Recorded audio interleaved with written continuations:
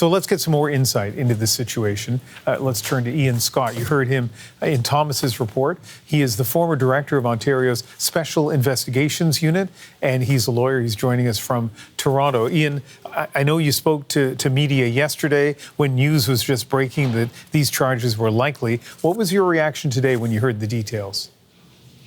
Well, I watched the press conference, and I've been around a while, and I was shocked. This is unprecedented in my experience in policing in Canada.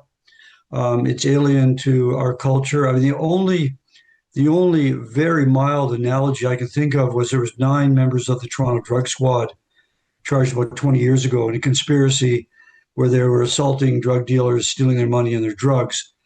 But this is way worse because this has the involvement of organized crime associated with it as well. You've been a lawyer, and you've been the former director of the Ontario Special Investigations Unit, where you were looking into police conduct and misconduct. So I want to put a few questions to you that I've been curious about. First of all, and I was just talking to my colleague Tanya about this, I'm struck by the breadth of criminal activity here, or at least alleged criminal activity. This is not like 3 drug officers who start getting involved in dealing drugs. This is 7 officers and 1 retired officer in a widespread bunch of activities, from helping facilitate illegal cannabis sales allegedly, to leaking information to criminals, to stealing things from a police lockup, presumably. Does that surprise you at all, the breadth of these offenses? Oh yeah, it does. I mean, at this point, it's hard to weave it all together.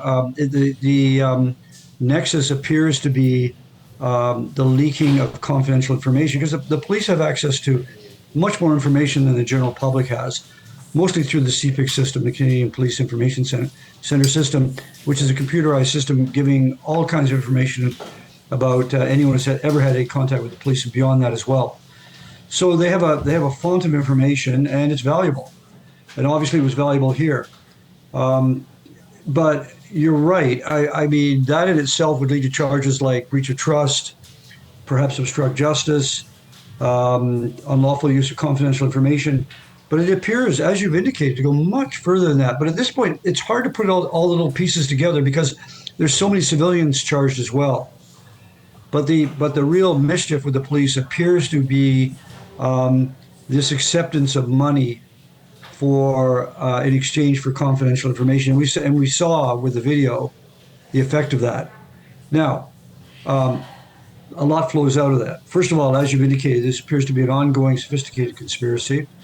It went on for a while, and those involved in the conspiracy had to know the implications of the disclosure of that information, which, these criminal types like DaCosta were not interested in this material to perhaps make, mischievous phone calls. They were interested in major forms of intimidation.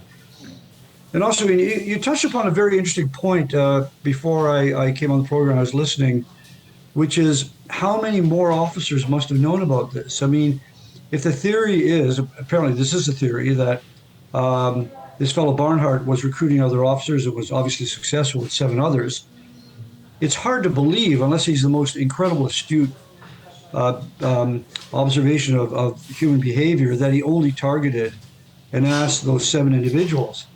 He must have asked other officers if they wanted to become involved in the conspiracy.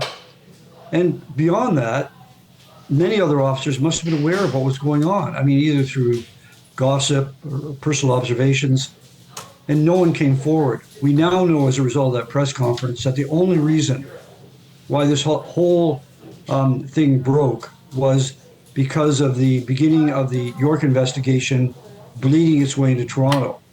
This is very, very distressing because we have already 8 officers charged, but beyond that, there must be many other officers who had a duty in law to report misconduct by other police officers who did not come forward. It's extremely disturbing. Let's finish with this. You're someone who's devoted to the practice of law. You've been devoted to transparency of policing. What do you think? What's your suggestion on what the Toronto Police Service needs to do to restore public confidence?